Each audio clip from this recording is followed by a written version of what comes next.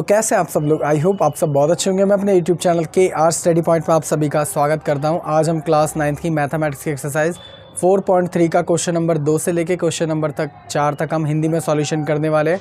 अगर आपको question number 1 या 4.1 या 4.2 का कोई भी क्वेश्चन चाहिए तो आप प्रीवियस वीडियो में जाके देख सकते हैं, या फिर इन सब का लिंक मैं अपने डिस्क्रिप्शन बॉक्स में डाल दूंगा, वहाँ पे भी जाके देख सकते हैं। वीडियो को आप ज़रूर लास्ट तक देखना, वीडियो काफ़ी ज़्यादा इन्फॉर्मेटिव होने वाली है। अगर आप वीडियो को फास्ट फॉरवर्ड करेंगे या स्किप डाउन करेंगे तो आप कोई ना कोई जो इंपॉर्टेंट चीज़ होगी वो भूल जाएंगे या फिर छोड़ देंगे, जिससे आपके प्रॉब्लम्स ऐसे ही बने रहेंगे। तो वीडियो को आप ज़रूर लास्ट तक देखें। चलिए अब इस इंटरेस्टिंग वीडियो को स्टार्ट करते हैं। क्वेश्चन नंबर 2 आपके होम स्क्रीन पे दे रखा है। एक बार आप क्वेश्चन नंबर 2 पढ़ दो, मैं भी आपके साथ पढ़ देता हूँ। ये कह रहा है बिंदु हमें कोई दे रखा है, वो दे रखा है 2,14 ब्रैकेट में दे रखा है से होकर गुजरने वाली दो रेखाओं का समीकरण निकालना है। हमें याद रखना क्या कह रहा है, दो रेखाओं का समीकरण निकालना है। तो इसका मतलब इसमें हमें दो समीकरण निकालने हैं, दो इक्वेशंस निकालनी है। और ये कह रहा है इस प्रकार की और कितनी रेखाएं हो सकती है और क्यों। तो मतलब इसमें और कुछ नहीं पूछा, सिर्फ दो इक्वेशंस पूछ रहा है जो हमें निकालनी है। ठीक है, तो सबसे पहले इस क्वेश्चन में देखो हम क्या करेंगे, जो भी आपको दे रखा है हम लिख देंगे। यहाँ पे दिया है देखो आपको क्या क्या दे रखा है। आपको दे रखा है एक बिंदु दे रखा है, वो दे रखा है आपको 2,14। अगर आपने मेरी पिछली वाली वीडियो देखी होगी तो आपको ज़रूर पता होगा कि आगे वाला जो डिजिट होता है ये x होता है और पीछे वाला डिजिट y होता है। ये आप अपनी कॉपी में मत लिखना, ये जस्ट समझाने के लिए मैं लिख रहा हूँ। तो इसका मतलब हमें यहाँ से पता चल जाता है कि हमारा x इक्वल टू में क्या है 2 है और y इक्वल टू में हमारा क्या है 14 है, राइट। अब आप ये चीज़ समझिए कि मैं y को इस तरीके से भी लिख सकता हूँ, y को मैं लिख सकता हूँ 7x। अब आप समझिए मैंने इसे 7x क्यों लिखा, क्योंकि जब हमारा x इक्वल टू में 2 है तो जब मैं इसमें x की वैल्यू रख दूँगा तो भी तो ये 14 ही आएगा। इसका मतलब मैं y को, जो कि एक्चुअली 14 दे रखा है, उसको मैं 7x से लिख सकता हूँ, क्योंकि जब हम x की वैल्यू 2 रखेंगे और सॉल्व करेंगे तो वापस 14 ही आएगा। तो ऐसी कोई दिक्कत नहीं है, ठीक है। और मैं ये भी जानता हूँ कि अगर इन दोनों इक्वेशन को मैं प्लस कराऊँगा तो 14 और 2 हमारा 16 आएगा। ये मैं अच्छे से जानता हूँ। तो जो आपकी पहला समीकरण जो आपका आएगा वो यही आ जाएगा, क्योंकि हमने ऐसे इक्वेशन समीकरणों से भी ग्राफ खूब बनाए हैं। तो मैं यहाँ पे लिख दूंगा पहला समीकरण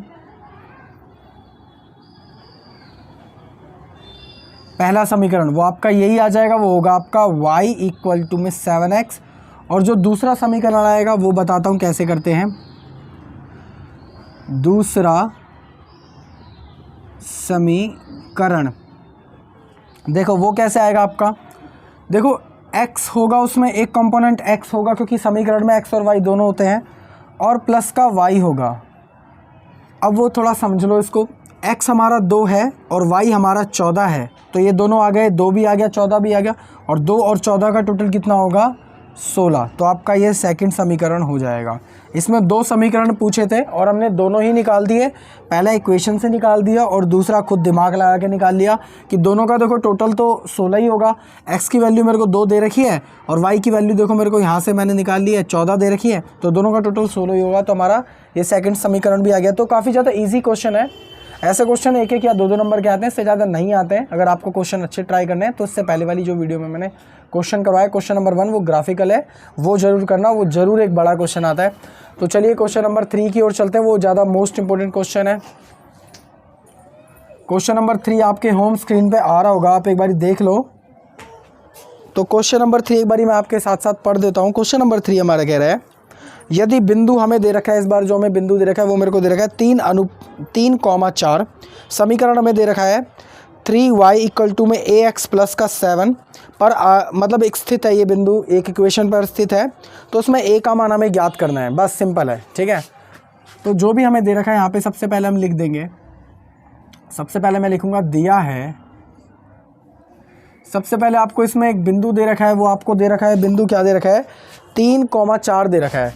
तो 3,4 आपको ऐसे कैसी दे रखा है, और एक इक्वेशन दे रखी है, उसमें कौन सी दे रखी है आपको, वो दे रखी है 3y इक्वल टू में ax प्लस का 7 ऐसे कैसे। बस अब हम क्या करेंगे, प्रश्न के अनुसार लिखेंगे, इक्वेशन ऐसी कैसे उतारेंगे, और जितने भी पॉइंट है मतलब x की जगह क्या आएगा आपका 3 आ जाएगा और y की जगह आ जाएगा 4। सिंपल इस तरीके से सॉल्व कर देंगे।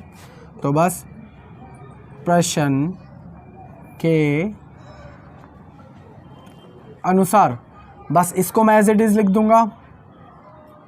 अब ज़रा देखना y की जगह आपका क्या आ जाएगा 4, तो 3 ब्रैकेट में 4 इक्वल टू में a ऐसे कैसे ही a की जगह आपका क्या आएगा 3 प्लस का 7। अब इसे थोड़ा सा हम सॉल्व करवा लेते हैं। 3 चौक होता है आपका 12 इक्वल टू में a की मल्टीप्लाई 3 से होगी तो आपका आएगा 3a प्लस का 7 ऐसे कैसे ही 7 यहाँ पे प्लस का वहाँ पे जाके हो जाएगा माइनस का, तो 12 माइनस का 7 इक्वल टू में 3 ऐसे कैसे ही 12 में से जब आपके साथ जाएंगे तो आपका आंसर आएगा 5 इक्वल टू में 3a ऐसे का ऐसे ही। अब 3 यहाँ पे मल्टीप्लाई में है तो आप जानते हो मल्टीप्लाई की प्रॉपर्टी होती है, जब भी कोई चीज़ मल्टीप्लाई में होती है डिवाइड में जाके इक्वल टू में जाके वो डिवाइड में चली जाती है। तो 5/3 ऐसे कैसे इक्वल टू में a, आपकी a की वैल्यू आ गई है। तो जो हमारा समीकरण है वो देखो किस तरीके से दिखेगा। तो जो हमारा समीकरण है उसमें a की वैल्यू मैं पुट कर दूंगा, इसे इक्वेशन नंबर 1 मान लूँगा मैं। तो मैं लिखूँगा इक्वेशन 1 में। तो देखो इसमें हमारा किस तरीके से दिखेगा, ये दिखाई देगा 3y इक्वल टू में a की जगह अब हम क्या लिख देंगे 5/3 x और प्लस का 7 ऐसे कैसे, ये कुछ इस तरीके से दिखेगा। एक बार हम चेक कर लेते हैं कि ये जो हमारी a की वैल्यू है वो सही आई भी है या नहीं। तो एक बार जांच कर लेते हैं। तो जांच करने पर चलो इसे एक बार थोड़ा सा सॉल्व कराने की कोशिश करते हैं। तो 3y इक्वल टू में ऐसे कैसे ही 5/3 x ऐसे कैसे ही और प्लस का 7 ऐसे कैसे ही, ठीक है हमने सेम उतार दिया है। अब सिंपल इसमें x और y की वैल्यूज़ रख देते हैं। तो y की वैल्यू आपकी क्या है 4 है और x की वैल्यू क्या है आपकी 3 है, तो मैं रख देता हूँ 3 ऐसे कैसे ही। y की वैल्यू क्या है आपकी 4 है इक्वल टू में 5/3 ऐसे कैसे ही और x की वैल्यू आपकी क्या है 3 है, तो बस प्लस का 7 इन दोनों की मल्टीप्लाई होगी तो 3 चौक 12 इक्वल टू में 3 से आपका 3 कट जाएगा, यहाँ पे क्या आ जाएगा 5 प्लस का 7 12 इक्वल टू में 12। अब आप जानते हो मैथमेटिकल इंडक्शन में जब भी आपका मैथमेटिकली इंडेक्स में जब भी आपका left hand side equal to में आ जाता है राइट हैंड साइड, इसका मतलब हमारी क्वेश्चन एकदम बहुत ज़्यादा प्योर और रिफाइंड होता है, मतलब बिल्कुल सही होता है। तो LHS इक्वल टू में हो जाएगा आपका RHS में। हमने इस क्वेश्चन में a की वैल्यू तो निकाली ही निकाली, उसके साथ एक बारी हमने चेक भी कर लिया कि जो हमारी a की वैल्यू निकली है वो बिल्कुल सही है भी या नहीं। तो ये क्वेश्चन अच्छा ही आपका 2-3 नंबर का आ जाएगा, अच्छा क्वेश्चन है, आप इसका भी ट्राई करिए। तो जल्दी से आप वीडियो को पॉज करके सारा उतार लीजिए, लेकिन उससे पहले अगर आप मेरे चैनल पर पहली बार हो तो चैनल को ज़रूर सब्सक्राइब करें। ऐसी वीडियोज़ के लिए हम ऐसी डेली वीडियो डालते ही रहते हैं कंटिन्यूस। तो जल्दी से आप वीडियो को पॉज करिए और ये सब उतार लीजिए। तो आई होप आप सभी को समझ आ गया होगा। तो चलिए इसे रब करने का टाइम आ गया है, लेकिन उससे पहले एक बार सरल भाषा में समझ लो कि हमने क्वेश्चन किस तरीके से करा था। हमें सबसे पहले 2 पॉइंट दे रखे, तो उसके बाद इक्वेशन दे रखी थी। इक्वेशन के अंदर हमने x और y के पॉइंट डाल लिए, वहाँ से a की वैल्यू निकाली। a की वैल्यू जो भी मैंने निकाली उसको चेक करने के लिए मैंने दोबारा से a की वैल्यू इस पर डाली और x और y की वैल्यू डाली, और हमने चेक कर लिया कि लेफ्ट हैंड साइड और राइट हैंड साइड क्या था। तो ये काफ़ी ज़्यादा सिंपल था, ये तो उससे भी ज़्यादा सिंपल था। चलिए अब मैं इसे रब कर देता हूँ। बाकी अगर आपको कोई भी प्रॉब्लम हो तो आप मेरे को कमेंट डाउन कर सकते हैं। कमेंट किस तरीके से करना है वो मैं आपको समझा देता हूँ। कई बच्चे कमेंट में एक्सप्लेन ही नहीं कर पाते कि उनको क्या दिक्कत है। कमेंट आपको इस तरीके से करना है कि जैसे आपको 5 मिनट 20 सेकंड का कोई पार्ट समझ नहीं आता है तो आपको जस्ट कमेंट करना है कि explain me please just 5 minutes 20 second part. वो मैं बहुत अच्छे से समझ जाऊँगा कि आपको इसमें क्या चीज़ नहीं समझ आई, तो आपको मैं उस कमेंट में ही आपको बहुत अच्छे से समझा दूँगा। तो आपकी जहाँ तक डाउट्स क्लियर हो जाएंगे। बाकी अगर आप वीडियो को पूरी देखेंगे तो आपके डाउट्स वैसे ही क्लियर हो जाने हैं। आपके होम स्क्रीन पर क्वेश्चन नंबर 4 आ रहा होगा, आप एक बार वो पढ़ डालिए आपके साथ, फिर मैं भी पढ़ दूंगा।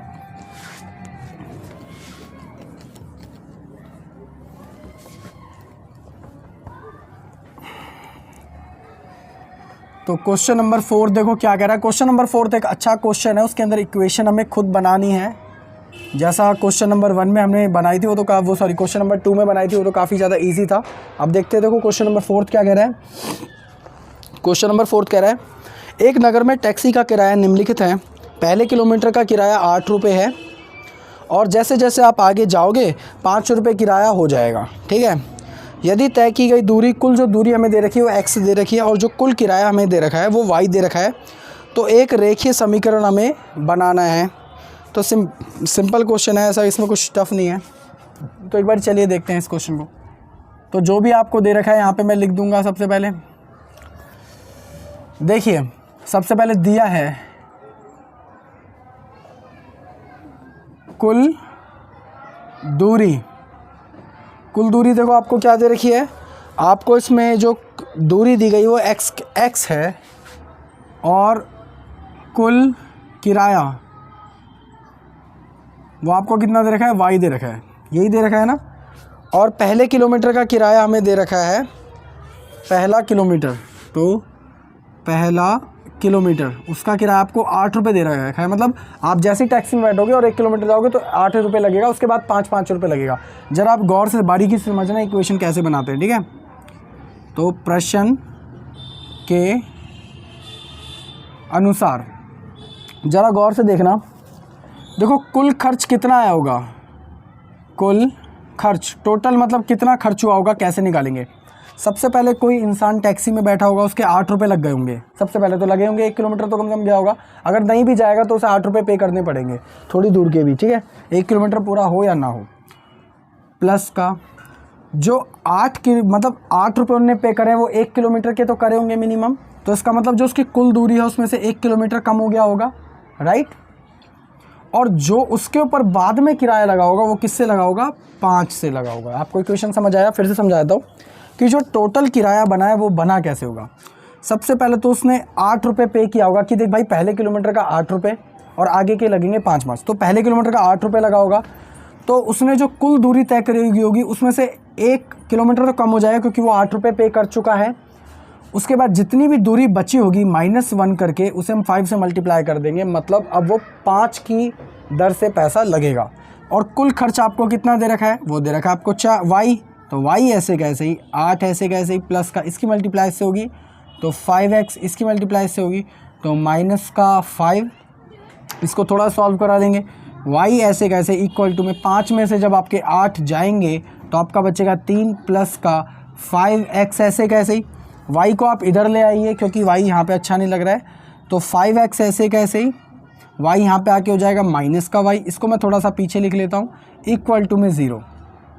तो ये आपकी इक्वेशन बन गई है। ये इसने हमसे समीकरण ही पूछा था, तो इससे ज़्यादा हम सॉल्व नहीं कर सकते हैं इसे। तो आई होप आपको ये सब कुछ समझ आ गया होगा। ज़रा फिर से एक बारी सरल भाषा में समझ लो कि हमने क्वेश्चन किस तरीके से किया था। इस क्वेश्चन में हमें कुल दूरी दे रखी थी, x दे रखी थी, कुल किराया हमें y दे रखा था, तो पहला किलोमीटर में 8 दे रखा था, बाकी बाद में जितना भी आप ट्रैवल करोगे 5 रुपये इसका लगना था। तो देखो कुल खर्च हमने निकाला कैसे होगा, सबसे पहले तो पहले किलोमीटर के 8 रुपये लगे होंगे, जो टोटल दूरी होगी उसमें से 1 किलोमीटर तो हम पहले ही पे कर चुके हैं 8 रुपये, तो जितना भी डिस्टेंस रहा होगा वो x -1 रहा होगा क्योंकि कुल दूरी x है। जितना भी उस पर फिर चार्ज लगा होगा 5 रुपये पर किलोमीटर से चार्ज लगा होगा, 5 की मल्टीप्लाई x से करा ली, 5 की मल्टीप्लाई 1 से करा ली 5, वो 8 में से जब आपका 5 गया तो आपके 3 बचे। कुल खर्च हमारा y था, इन सब y को हम इधर ले आए क्योंकि एक इक्वेशन समीकरण में बदलना था, तो आपकी इक्वेशन आएगी 5x माइनस का y प्लस का 3 इक्वल टू में 0। इससे ज़्यादा हमें सॉल्व नहीं करना है। तो आई होप आपको समझ आ गया होगा। तो इस वीडियो को भी हम यहीं ख़त्म करते हैं। अगर आपको और क्वेश्चन चाहिए तो आप मेरी प्रीवियस वीडियो में जाके देख सकते हैं। बाकी इसके आगे वाले क्वेश्चन जैसे क्वेश्चन नंबर 5, 6, 7 वो हम नेक्स्ट वाली वीडियो में करेंगे। तो अगर आपको वीडियो अच्छी लगी तो वीडियो को जरूर करना लाइक। अगर आप मेरे चैनल पर पहली बार आए हो तो चैनल को जरूर करें सब्सक्राइब ऐसी और वीडियोज़ के लिए। जब तक के लिए इस वीडियो को भी यहीं ख़त्म करते हैं। जय हिंद, जय भारत।